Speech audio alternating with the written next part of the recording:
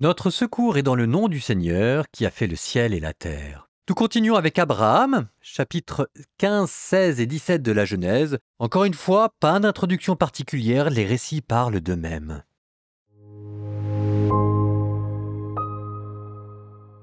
Après ces événements, la parole du Seigneur fut adressée à Abraham dans une vision. « Ne crains pas, Abraham, je suis un bouclier pour toi.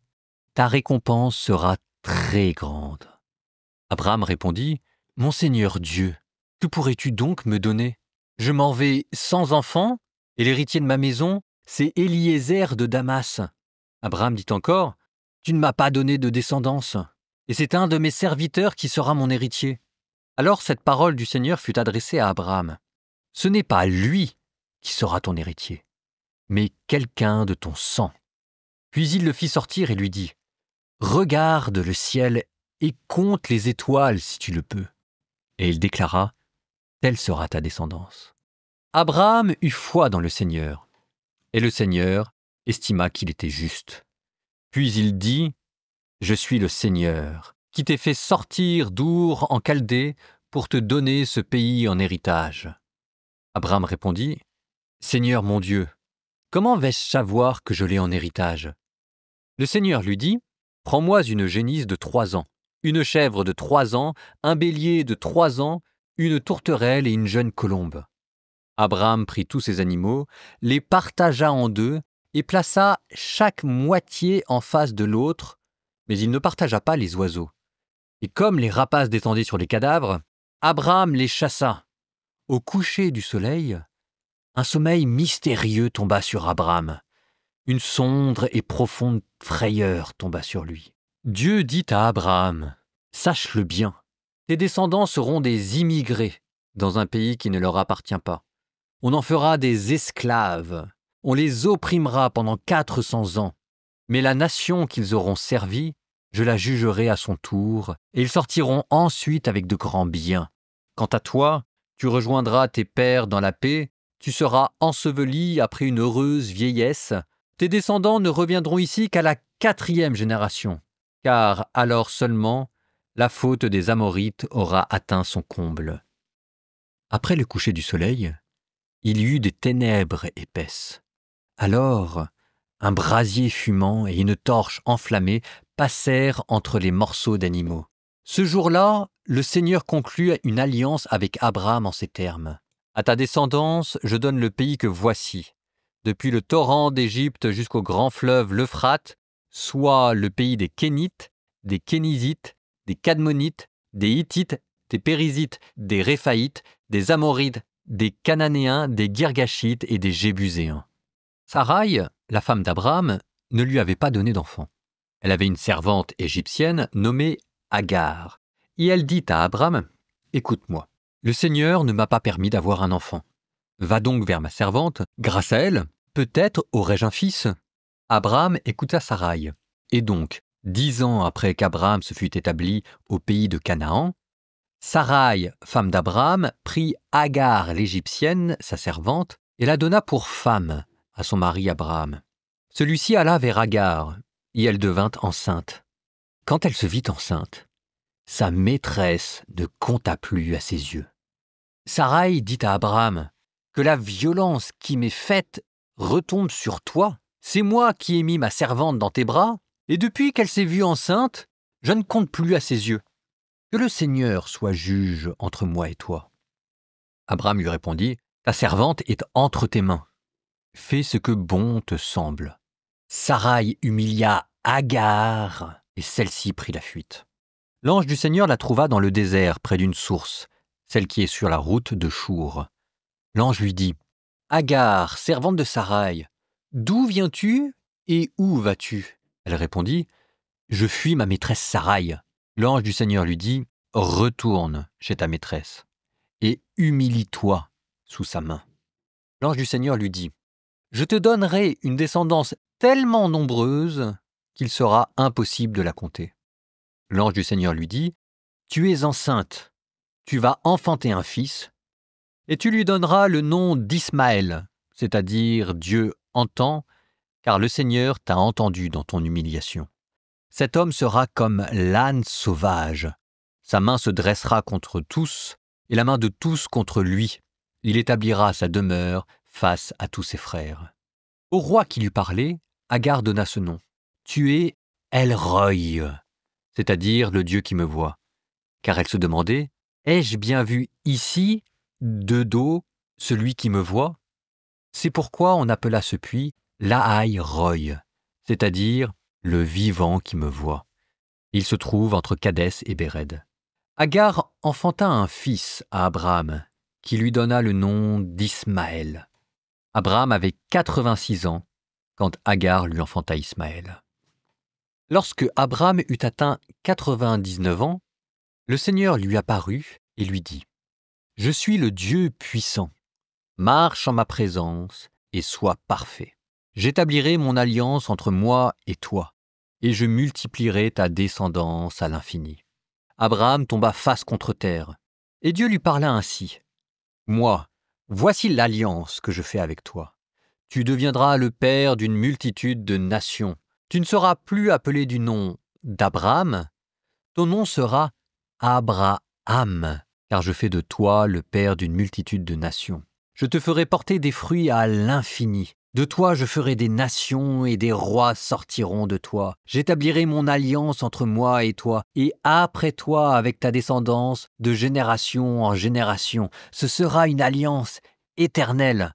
Ainsi je serai ton Dieu et le Dieu de ta descendance après toi. À toi et à ta descendance après toi, je donnerai le pays où tu résides, tout le pays de Canaan, en propriété perpétuelle, et je serai leur Dieu.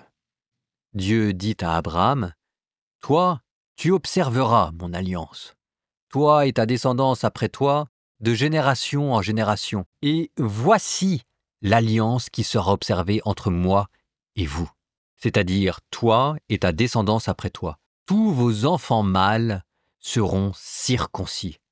La chair de votre prépuce sera circoncise, et cela deviendra le signe de l'alliance entre moi et vous. À chaque génération, tous vos enfants mâles âgés de 8 jours seront circoncis, les enfants nés dans la maison ou les enfants étrangers qui ne sont pas de ta descendance mais sont acquis à prix d'argent. Nés dans la maison ou bien acquis à prix d'argent, tout mâle sera circoncis. Inscrite dans votre chair, mon alliance deviendra une alliance éternelle. L'incirconcis, le mâle dont la chair du prépuce n'aura pas été circoncise, celui-là sera retranché d'entre les siens. Il aura rompu mon alliance. Dieu dit encore à Abraham, « Sarai, ta femme, tu ne l'appelleras plus du nom de Sarai. Désormais son nom c'est Sarah, c'est-à-dire princesse. Je la bénirai. D'elle aussi je te donnerai un fils. Oui, je la bénirai. C'est elle qui sera à l'origine de nations. D'elle proviendront les rois de plusieurs peuples. » Abraham tomba face contre terre. Il se mit à rire, car il se disait, « Un homme de 100 ans va-t-il avoir un fils, et Sarah va-t-elle enfanter à 90 ans ?» Et il dit à Dieu, « Accorde-moi seulement qu'Ismaël vive sous ton regard. » Mais Dieu reprit, « Oui, vraiment, ta femme va t'enfanter un fils, et tu lui donneras le nom d'Isaac. J'établirai mon alliance avec lui comme une alliance éternelle avec sa descendance après lui. Au sujet d'Ismaël, je t'ai bien entendu.